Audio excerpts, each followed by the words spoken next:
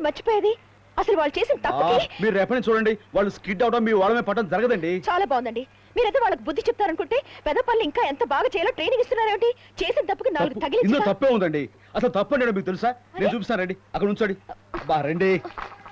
ఇది bus stop అనుకోండి, మీరు బస్సు కోసం ఎదురు చూస్తున్న కాలేజీ స్టూడెంట్ అనుకోండి.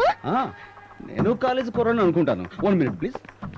లారీ స్టాండ్ అని బస్ స్టాండ్ అనుకోమంటాడేంటి?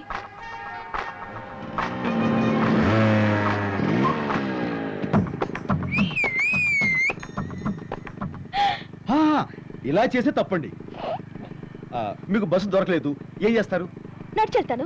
ఒకసారి నడవండి చెప్తాను. నేను నడవడం ఏంటండి? ఒక్కసారి నడవండి.